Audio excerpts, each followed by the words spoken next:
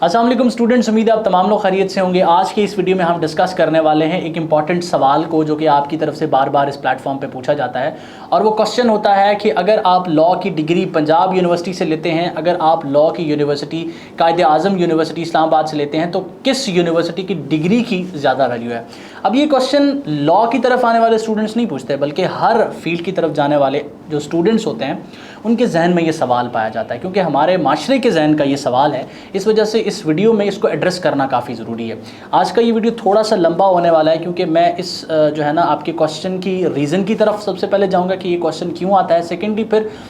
किस हद तक ये क्वेश्चन वैलिड है और इस क्वेश्चन का एग्जैक्ट आंसर आप लोगों के लिए क्या है, वो इस वीडियो में हम डिस्कस करने वाले हैं। तो इनिशियली हम डिस्कस करते हैं कि ये क्वेश्चन जो है ना कहाँ से जन्म लेता है, इस क्वेश्चन की रूट क्या है। तो अगर आप गौर करें, अपनी ही एजुकेशनल लाइफ पर गौर करें, अगर आप जो है वो पेरेंट हैं तो अपने बच्चे की एजुकेशनल लाइफ पर गौर करें, तो जो है ना जब से उसने एजुकेशन स्टार्ट की है, इनिशियली जो है वो या तो स्टूडेंट अपने लिए एक अच्छा स्कूल ढूंढता है या उसके पेरेंट्स उसके लिए एक अच्छा स्कूल ढूंढते हैं। अच्छे स्कूल की तलाश जो है ना इनिशियली दो चीज़ों की वजह से की जाती है कि उसको अच्छी तालीम मिले और उसके साथ साथ उसको अच्छी ग्रूमिंग मिले। अब ये जो ग्रूमिंग वाला एलिमेंट होता है, ये उसके असातिज़ा से और उसके साथ पढ़ने वाले और दीगर बच्चों के साथ जो है वो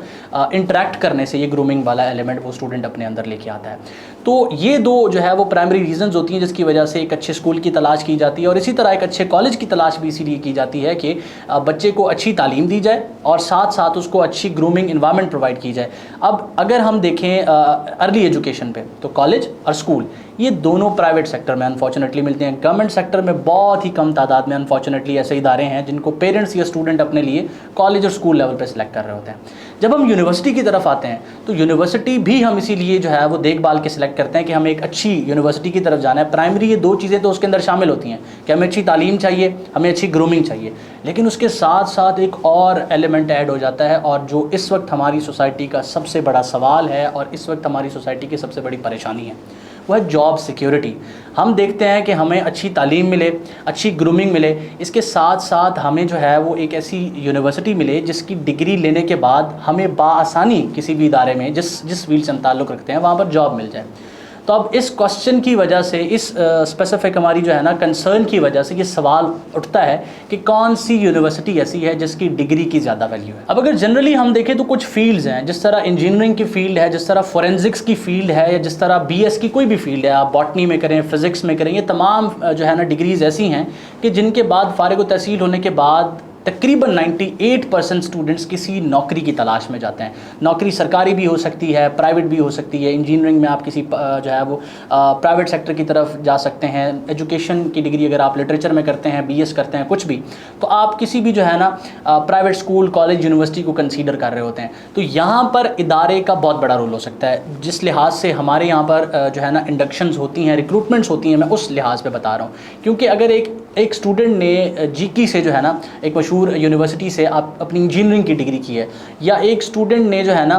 एमबीबीएस किंग एडवर्ड से किया, इसी तरह किसी भी फील्ड में जो है वो मशहूर यूनिवर्सिटी से वो अपनी डिग्री लेके आया, जबकि जो दूसरा स्टूडेंट है उसके कंपटीशन में उस जॉब के लिए जो आ रहा है वो बेचारा किसी सब कैंपस से अपनी डिग्री लेके आया है, या किसी छोटी साइड एरिया की यूनिवर्सिटी से जो है ना वो अपनी डिग्री लेके आया। तो जब ये दोनों इंटरव्यू पैनल के सामने बैठेंगे तो जो बच्चा अच्छी यूनिवर्सिटी से आ रहा है, नो डाउट उसकी पर्सनैलिटी में वो चीज़ नुमायाँ भी हो सकती है, लेकिन इसके साथ साथ उसको इंटरव्यूअर्स के जहनियत के ऊपर एक एज होगा कि ये बच्चा जो है वो इस इदारे का स्टूडेंट है, ये लम्स का स्टूडेंट है, ये पंजाब यूनिवर्सिटी से जो है वो फ़लाँ डिग्री करके आया है। तो इस हद तक तो ये बिल्कुल ठीक है, लेकिन लॉ की डिग्री इन तमाम डिग्री से डिफरेंट है। आपने लॉ की डिग्री कंप्लीट करने के बाद किसी यूनिवर्सिटी में, किसी कॉलेज में बहुत ही कम, या किसी जो है वो प्राइवेट सेक्टर में बहुत ही कम अपनी CV उठा के नौकरी लेने के लिए जाना है। आप या तो जो है वो प्रैक्टिस की तरफ जाते हैं या फिर आप कंपटीशन के एग्ज़ाम की तरफ जाते हैं। नो डाउट स्टूडेंट्स या फिर कैंडिडेट्स जो हैं वो प्राइवेट जॉब्स के लिए भी जा रहे होते हैं, लेकिन बहुत कम तादाद में। इस वजह से अभी तक हम जो है वो इस क्वेश्चन का आंसर ये लेके चल रहे हैं कि आपका इदारा, आपकी यूनिवर्सिटी उस एक्सटेंट तक लॉ की डिग्री में मैटर नहीं रखती जिस एक्सटेंट तक इन डिग्रीज से ताल्लुक़ रखने वाले, जो कि बीएस से, इंजीनियरिंग से, या फिर किसी और फोरेंसिक्स, जिसके बाद उनको नौकरी की तलाश करनी होती है, उसमें इदारा इतनी इंपॉर्टेंस रख रहा होता है। लॉ की डिग्री में अब तक हम ये जो है वो डिसाइड कर चुके हैं कि इस हद तक जो है वो इंपॉर्टेंस नहीं रख रहा। अब उसके बाद हम जो है वो देखते हैं कि जब इसमें सेम परसेप्शन पाई जाती है, हमारे कुछ लॉ की डिग्री में भी सेम परसेप्शन पाई जाती है कि फॉर एग्जांपल मैं अगर किसी स्टूडेंट से या मुझे किसी स्टूडेंट के बारे में बताया जाए या किसी कैंडिडेट के बारे में बताया जाए जो मेरे पास मेरी फर्म में लॉ के लिए लॉ की किसी फील्ड या पोस्ट पे अप्लाई करने आ रहा है और वो ग्रेजुएट है पंजाब यूनिवर्सिटी का, तो मेरी पहली परसेप्शन होगी कि Punjab university is one of the finest institution जो कि लॉ के अंदर मौजूद है। इसके साथ अगर वो कायदे आज़म यूनिवर्सिटी इस्लामाबाद का ग्रेजुएट है तब भी मेरी सेम परसेप्शन होगी। अगर मुझे कहा जाएगा कि वो कायदे आज़म लॉ कॉलेज लाहौर का स्टूडेंट है, प्राइवेट लॉ कॉलेज का, तब भी मेरे जहन में सेम परसेप्शन होगी। और मैं डेफिनेटली बात है एक परसेप्शन बनाऊंगा कि अगर वो जो है वो फॉर एग्जांपल रहीम यार खान या राजनपुर के किसी प्राइवेट लॉ कॉलेज से लॉ करके आया, अब यहाँ पर मेरी परसेप्शन थोड़ी सी डिफरेंट होगी। लेकिन मैं तब तक फाइनल डिसीजन नहीं ले सकूँगा जब तक मैं उन दोनों कैंडिडेट्स के साथ नहीं मिलूँगा, क्योंकि लॉ की डिग्री एक ऐसी डिग्री है जिसमें इदारा तो आपको जो है वो फैसिलिटेट करता है, इदारा इस चीज़ में कंट्रीब्यूशन लाजमी देता है, लेकिन ये चीज़ बहुत हद तक स्टूडेंट के ऊपर डिपेंडेंट होती है। आप जब लॉ के ग्रेजुएट होकर निकलेंगे या फिर आप सिर्फ इंटरेक्ट करना स्टार्ट करेंगे लॉ ग्रेजुएट्स के साथ, तो आपको बहुत से लॉ ग्रेजुएट्स ऐसे मिलेंगे जो बड़ी बड़ी यूनिवर्सिटीज़ से फारिग व तहसील होंगे और उनके कंपैरिजन में आप किसी पसमानदा इलाके या कह सकते हैं कि लेस डेवलप्ड एरियाज़ के किसी स्टूडेंट के साथ अगर आप मिलते हैं तो वो उससे ज़्यादा नॉलेज रखता होगा, क्योंकि लॉ की फील्ड के अंदर व्हाट मैटर्स इज़ कि आपको कितना लॉ आता है, आपको अंडरस्टैंडिंग ऑफ लॉ कितनी है। तो इदारा नो डाउट एक इम्पॉर्टेंस रखता है, लेकिन कह सकते हैं कि 100 में से सिर्फ 10% वेटेज हम इदारे की इम्पॉर्टेंस को देंगे। जो 90% वेटेज है वो सिर्फ़ और सिर्फ कैंडिडेट की, स्टूडेंट की एबिलिटीज़ की है, वो किस तरह से सीखता है, वो कितनी जल्दी सीखता है, वो कितनी गहराई में सीखता है। तो इदारे की जो है वो इतनी ज़्यादा अहमियत, अब डिग्री की वैल्यू का ये क्वेश्चन है ना, क्वेश्चन तो स्पेसिफिक जो स्टूडेंट पूछ रहे हैं वो ये पूछ रहे हैं कि डिग्री की क्या वैल्यू है,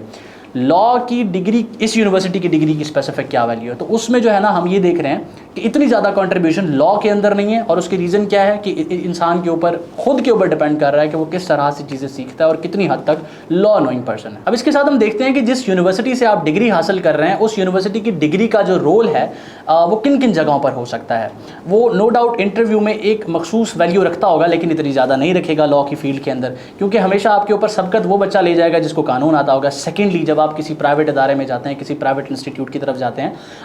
जो कि मेरे हिसाब से जिनकी अपॉर्चुनिटीज़ पाकिस्तान में कॉमन नहीं है, ज़्यादा तो हैं, प्राइवेट जॉब्स आपके पास लॉयर्स के लिए बहुत ज़्यादा हैं, लेकिन मखसूस शहरों में, हर शहर में ये कॉमनली अवेलेबल जॉब्स नहीं है, और हर आदमी, हर कैंडिडेट ऐसा नहीं है जो अपने शहर को, अपने इलाके को छोड़ के किसी दूसरे इदारे शहर की तरफ या जो है ना सूबे की तरफ हिजरत करके जा सके। तो प्राइवेट सेक्टर में जॉब्स आपके लिए इतनी ज़्यादा कॉमन नहीं है। मतलब फॉर एग्जांपल आप जो है वो भावलपुर से ताल्लुक़ रखते हैं, आपका ताल्लुक़ रहीम यार खान से है, तो डेफिनेटली बात है आपके शहर के अंदर प्राइवेट अपॉर्चुनिटीज़ ना होने के बराबर होंगी लॉयर्स के लिए, जिसमें आप लॉ से रिलेटेड जो है वो अपना काम कर रहे हो।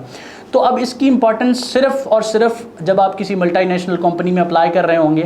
लीगल एडवाइज़र की पोस्ट के लिए अप्लाई कर रहे हैं, किसी और फील्ड जो कि लॉ से रिलेटेड है, तो वहाँ पर नो डाउट वो एक इंपॉर्टेंस, एक वेटेज आपकी यूनिवर्सिटी को दे सकते हैं। इंटरव्यू पैनल वो एक्सप्रेसली नहीं कहेगा कि आपको जो है वो 10 नंबर लम्स की वजह से मिल रहे हैं, 5 नंबर जो है वो आपको पंजाब यूनिवर्सिटी की वजह से मिल रहे हैं, लेकिन उसकी मेंटालिटी में ऑटोमेटिकली ये चीज़ होगी कि ये लम्स का ग्रेजुएट है, इस वजह से इसको मैं प्रेफर करूँगा, या ये पंजाब यूनिवर्सिटी का ग्रेजुएट है, इस वजह से मैं इसको प्रेफर करूँगा। तो ये एक चीज़ है जो आपने जहन में रखनी है। इसके अलावा जो कॉमन कैंडिडेट्स हैं उनको जो है वो क्या इस वीडियो में है वो ये कि आप लोग जब जो है वो किसी भी इदारे से डिग्री ले रहे हैं तो आप कंपटीशन के एग्ज़ाम के लिए जा रहे होंगे। इनकेस आप जॉब की तरफ जाना चाहते हैं तो आप कंपटीशन की तरफ जाएंगे, आप जुडिशरी की तरफ जाएंगे, सेंट्रल सुपीरियर सर्विस की तरफ जाएंगे, या फिर जो है वो लॉ के अंदर और भी काफ़ी ज़्यादा जॉब अपॉर्चुनिटीज़ जो है वो गवर्नमेंट सेक्टर की तरफ आती हैं। उसमें किसी भी तरह से आपका इदारा इंटरव्यू पैनल की जो है ना उसके ऊपर असरअंदाज नहीं हो रहा होता। वो टोटली जो है वो डिसीजन कर रहे होते हैं वो सिर्फ़ और सिर्फ आपकी कैपेबिलिटीज़ के ऊपर कर रहे होते हैं। और इसके साथ साथ जो है ना इसमें एक और चीज़ है जो मैं ऐड करूँगा कि ये इस एक्सटेंट तक मैटर करती है, एक इदारा इस एक्सटेंट तक मैटर करता है कि आप फॉर एग्जांपल जो है वो एक अच्छी यूनिवर्सिटी के तालिब इल्म हैं जहाँ पर टीचिंग इन्वायरमेंट इतना अच्छा था, जहाँ पर आपको कलीग्स इस तरह के मिले कि आपने उन लोगों से भी सीखा, असातिज़ा से सीखा, उसके बाद स्टडी इन्वायरमेंट ओवरऑल उस इदारे में इतना बेहतरीन था कि आपने अपनी इन्वायरमेंट से भी सीखा, आप ख़ुद तो सीख रहे थे, लर्नर थे, आपने ये चीज़ें भी जो है वो इसके साथ सीखी। इसके अलावा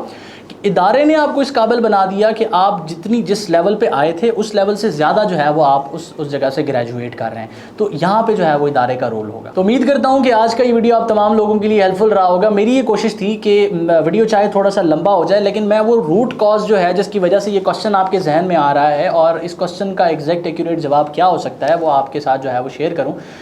तो उम्मीद करता हूँ कि आपको ये वीडियो पसंद आया होगा। इस चैनल को ज़रूर सब्सक्राइब कीजिएगा और इस वीडियो को अपने दोस्तों के साथ ज़रूर शेयर कीजिएगा जिनके जहन में ये सवाल है कि इदारा किस हद तक या इदारे में से किस इदारे की डिग्री की ज़्यादा वैल्यू होगी, या डिग्री की वैल्यू का जो क्वेश्चन स्टूडेंट के जहन में आता है स्पेसिफिकली लॉ के हवाले से, तो उनको ये वीडियो ज़रूर देखना चाहिए। अपना बहुत सारा ख्याल रखें, तो मुझे और मेरी टीम को ज़रूर याद रखें। अल्लाह हाफ़िज़।